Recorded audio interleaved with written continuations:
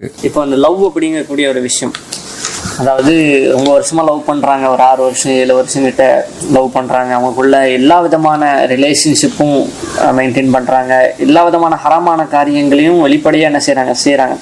கடைசியில் ஒரு கட்டத்துல உணர்றாங்க, இல்ல இவ்வளவு ஹராம செஞ்சுட்டமேன்னு சொல்லி. இதுக்கான தீர்வு என்ன? நெக்ஸ்ட் திருமணத்தை நோக்கி போறதா இல்ல அது விட்டுறதா? அவங்களுக்கு என்ன?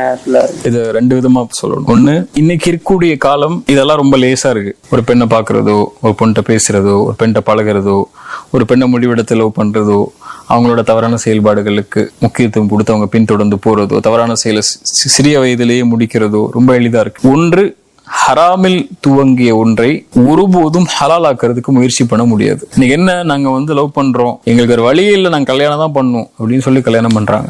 சரி, ஓகே. ஆனா நீங்க செஞ்ச பாவம் ஹலால் கல்யாணம் பண்ணிட்டா மறைஞ்சிருமா, போயிருமா?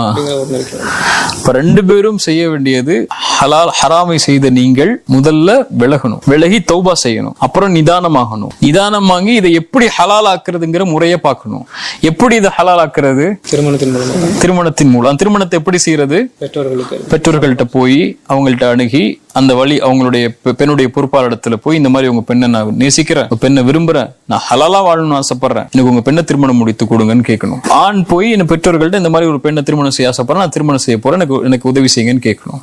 இப்ப இந்த முறைப்படி அந்த உறவு ஹலாலாக்கப்படணும், பாவ மன்னிப்பு கேட்டதற்கு பிறகு.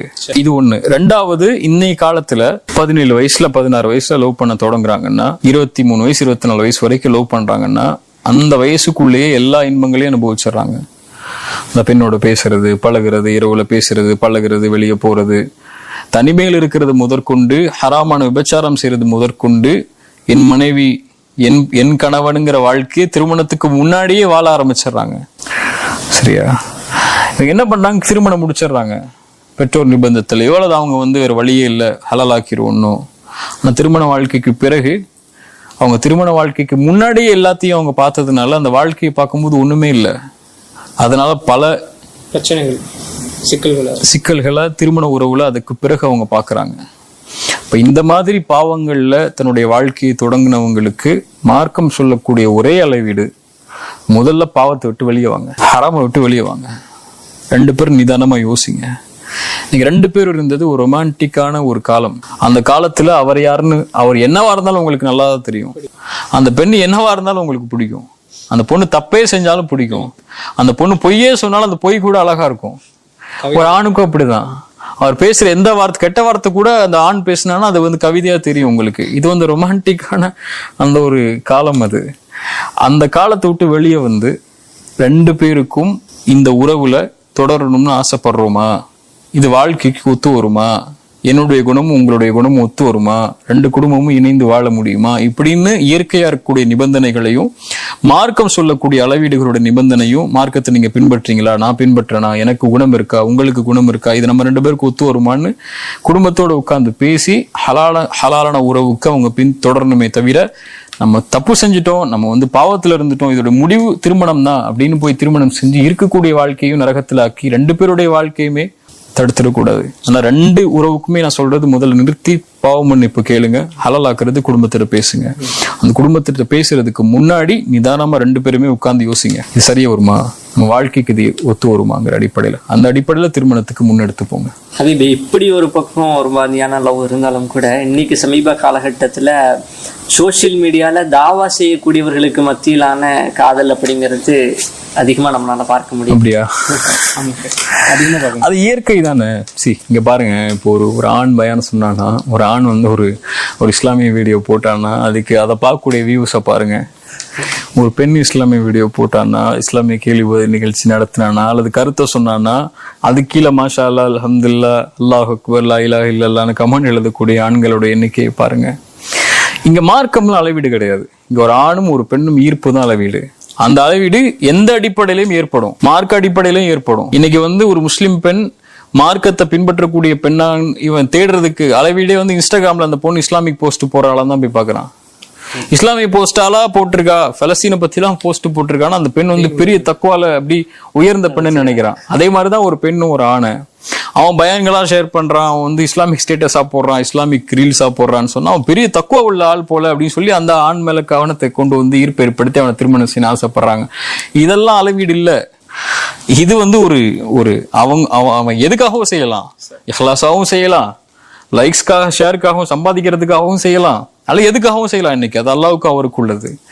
ஆனா இது அளவீடு அல்ல ஒரு ஆணும் ஒரு பெண்ணும் தேர்ந்தெடுப்பதற்கு. அது வந்து முறைப்படுத்தப்பட்டு ஒருவேளை உண்மையாகவே அந்த ஆண் பிடித்திருந்தா குடும்பத்திட பேசி அந்த ஆணை விசாரிச்சு, அந்த ஆணுடைய சம்பந்தப்பட்டவங்களை விசாரிச்சு, அந்த பெண்ணை பிடிச்சிருந்தா அந்த பெண்ணை விசாரிச்சு, சம்பந்தப்பட்டவங்களை விசாரிச்சு நேர்ல உட்கார வச்சு மார்க்கம் அனுமதி அளிக்குது. என்ன அரேஞ்ச் மேரேஜா லவ் மேரேஜாங்கிறதான வாழ்க்கை இன்னைக்கு எல்லாருக்கும். ஒண்ணு ஆண் பார்த்து விரும்பி லவ் பண்ணி கல்யாணம் முடிக்கிறான், இல்லைன்னா பெற்றோர்கள் பார்த்து கல்யாணம் முடிச்சு கொடுக்குறாங்க.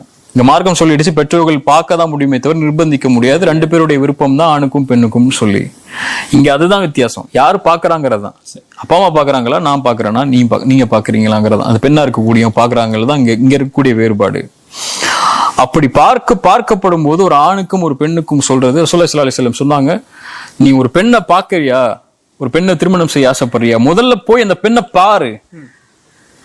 பெண்ணை பாத்துக்க, இந்த பொண்ணை பார்த்துட்டு அந்த பொண்ணை பார்த்துட்டு அந்த பொண்ணை பார்த்துட்டு இல்ல, ஒரு பெண்ணை திருமணம் செய்ய முடிவு பண்றியா, அந்த பொண்ணை போய் பாரு. ரசூலுல்லாஹி ஸல்லல்லாஹு அலைஹி வஸல்லம் ஒரு அன்சாரி ஒரு மனிதர் வந்து கேட்டாரு, ரசூலுல்லாஹ் ஒரு அன்சாரி பெண்ணை திருமணம் செய்ய ஆசைப்படுறேன். ரசூலுல்லாஹ் சொன்னாங்க, அந்த பெண்ணை பாத்தீங்களா? அன்சாரி பெண்களுடைய கண்கள்ல வேறுபாடு இருக்கும், அதை பாருங்கன்னாங்க. அது உங்களுக்கு பிடிக்கலாம், சில சமயம் பிடிக்காம கூட போகலாம். நீங்க பாத்தீங்களா? நாங்க பாக்கலன்னாங்க. நீங்க போய் பாருங்கன்னாங்க. ஃபர்ஸ்ட் ரசூலுல்லாஹ் அனுமதி அளிச்சாங்க.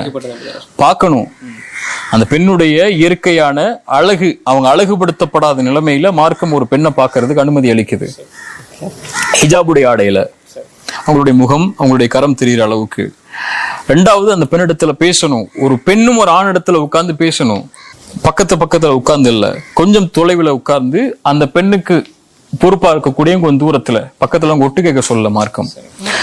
அவங்க பேசட்டும். அவங்களுடைய விருப்பங்களை, இவங்களுக்கு என்ன கலர் பிடிச்சிருக்கு, இதெல்லாம் வாழ்க்கைக்கு உதவி செய்ய போறது இல்ல. உங்களுக்கு என்ன உங்களுக்கு நீங்க எப்படி உங்களுக்கு பீச் ஓரமா வாக் பண்றது பிடிக்குமா, அல்லது வந்து ரோட்டோரமா வாக் பண்றது பிடிக்குமாங்கிற அந்த பேச்செல்லாம் பேச சொல்லல. வாழ்க்கைக்கு சம்பந்தப்பட்ட 2 குடும்பமும் இணைய போற நேரத்துல வாழ்க்கை சம்பந்தப்பட்ட விஷயங்களை ஒரு ஆணும் ஒரு பெண்ணும் உட்கார்ந்து பேச சொல்லுது. ஒரு முறை பேசுங்க, திருப்தி இல்லையா 2வது முறை பேசுங்க, திருப்தி இல்லையா 3வது முறை. போன்ல தனிமையில உட்கார்ந்து பேசுற சொல்ல நான் அந்த சாட்டிங்லாம் அங்க அனுமதிக்கப்பட்டது கிடையாது, அல்லது டேட்டிங்லாம் அனுமதிக்கப்பட்டது கிடையாது. உட்கார்ந்து ஒரு ஆணும் ஒரு பெண்ணும் தன் வாழ்க்கைக்கு இந்த உறவு நம்ம 2 பேர் சேர்ந்து இந்த வாழ்க்கைய கடைசி வரைக்கும் ஹலாலான முறையில நகர்த்த முடியுமா, எனக்கும் விருப்பம் உங்களுக்கும் விருப்பம் இருக்கா, இதுல பெற்றோர் நிர்பந்தம் இல்லாத நிலைமை இருக்கா, இது எப்படி நம்ம அடுத்தடுத்து கொண்டு போறதுக்கு நம்மளுடைய இந்த கேள்வி பதில் எப்படி அமையுங்கிற அடிப்படையில எத்தனை முறை வேணாலும் மார்க்கம் அளவீடு சொல்லல, மனசாட்சிக்கு உட்பட்டு ஹலாலுடைய வரைமுறைகளுக்கு உட்பட்டு தனிமை இல்லாத நிலைமையில ஒரு ஆணும் ஒரு பெண்ணும் உட்கார்ந்து இந்த காலத்துல குறிப்பா பேசணும். நான் பார்த்துட்டு நீ கல்யாணம் முடிச்சு விடணும்னு அப்பா சொல்லக்கூடாது. அப்படி செஞ்சதுனாலதான் நீங்க பல பேர் தலாக்குல வந்து நிக்கிறாங்க, ஃபுல்லால வந்து நிக்கிறாங்க. நான் பார்த்துட்டு நீ தான் இந்த பொண்ணை தான் நீ கல்யாணம் பண்ணணும் அப்பா சொல்லக்கூடாது. அந்த திருமணம் செஞ்சீங்கன்னா திருமணம் தூக்கி வீசப்பட்டு மார்க்கம் தூக்கி வீசிடும் அந்த திருமணத்தை. இப்போ 2 உறவுகளும் ஆணும் பெண்ணும் உட்கார்ந்து மனப்பூர்வமாக பேசி 2 பேருக்கும் சரி சம்பந்தம், இதை நாம் அடுத்தடுத்து கொண்டு போவோம் அப்படிங்கிற 2 பேருடைய முடிவும் எல்லா கலந்தாய்வுக்கு பிறகும் வந்ததற்கு பிறகு தொடங்குதாங்கன்னா இதான் ஹலால். இதுக்கு முக்கியத்துவம் சமூகம் கொடுத்துச்சுன்னா இன்னும் திருமண உறவுகள் எளிதாகும். சரி, இது வந்து ஆரம்பத்துல போய் பாக்குறத பத்தி நீங்க சொன்னீங்க, கண்டிப்பா போய் பார்க்கணும்னு சொல்லிட்டு. இப்ப பார்த்து ஓகேன்னு சொல்லி ஃபிக்ஸ் பண்ணிடுறாங்க, இவங்களுக்கு இவங்க தான் நிக்கா வச்சுக்கலாம் அப்படிங்கிற.